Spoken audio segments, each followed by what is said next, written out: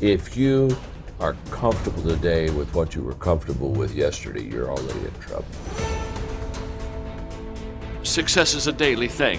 You've got to make the decision by managing it, and you manage the decision on a daily basis.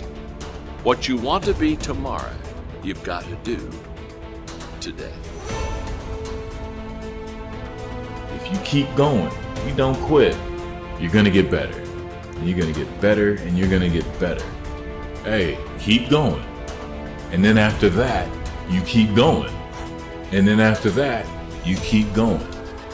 Because it's about what we do. It's about how we handle the situation. It's not about what happens to us, because things are going to happen.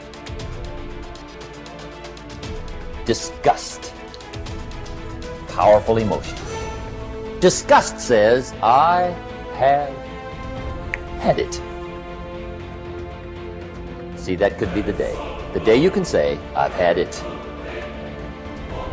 And whether you've had it with something small or something major, the day you can say, I've had it, may not be the day it ends, but the day it begins. Get knocked down so you can learn how to fight, so you can hold your position. See, most people don't get out in the arena of life because they don't want to fight. Most people don't get out there because they don't want to get knocked down. They don't want to be dropped to their knees. But see, you're going to be dropped whether you're on the field or whether or not you're sitting on the sidelines. You're going to be dropped. So at least get dropped for something. Don't get knocked down while you're sitting down. See, that's how most people are spectators in life. You don't want to be a spectator. You want to get out in the field where the action is, and you will be amazed. After the struggle, there will be a calm period, and things will begin to click for you. What are you doing to make your next effort your best effort? Are you reaching deep down inside to fight through everything that you're going through right now? Or are you settling to be where you are at this current moment? The more you do, the more you realize you can do. You expand your capacity.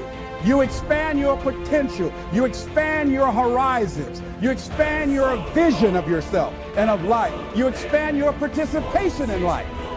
You're involved in life more. You'll get more out of life because you're putting more into life than most people.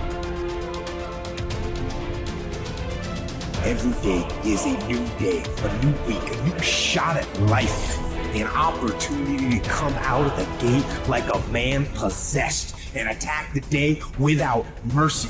I am the aggressor. I am on the attack because I will not stop. It's time to take ownership. Take full ownership of your time, of your mind, of your day.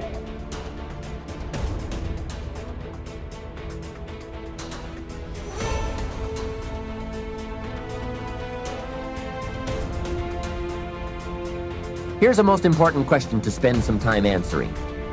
What kind of person will I have to become to get all I want? Write down a few thoughts on that. Write down some skills you'll have to develop, for example, and some of the things you're going to have to learn. Just spend a little time writing a few sentences on this. What kind of person will I have to become to get all I want? The answer to this will give you some personal development goals.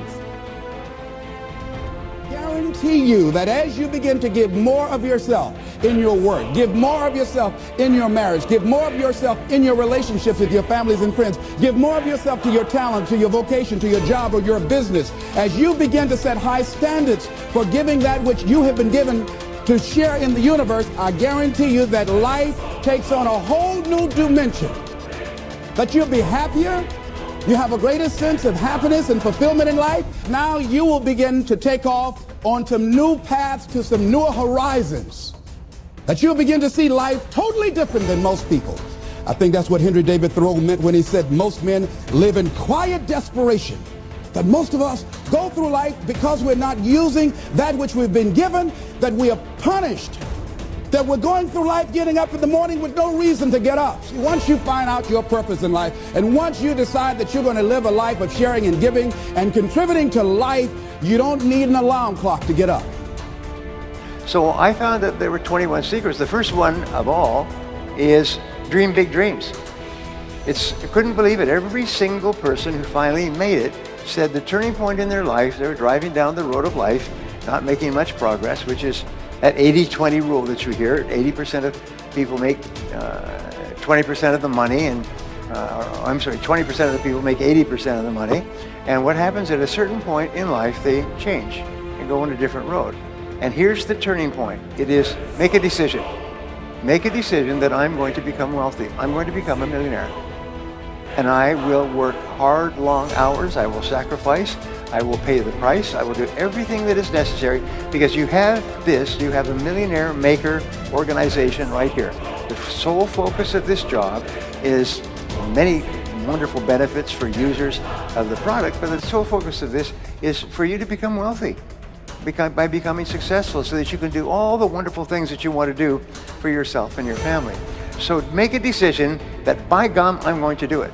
And I realized at the age of 36 that I'd wished and hoped and prayed, but I never made a decision. Oh yeah, maybe someday it'll happen. Maybe there'll be a miracle on something. So I bought penny stocks or mining stocks, and I did all kinds of stuff, and not a darn thing happened. And then I found that the two things that millionaires say, number one is I was not more talented or smarter. I didn't get better grades than other people. He said, but I was willing to work harder than anyone else. I was willing to work harder than anyone else. I was willing to work harder, start earlier, work harder, stay later than anyone else. And you know, self-made millionaires on average work about 59 hours a week. They work about 6 days a week at 10 hours a day, or 7 or 5 days a week at 12 hours.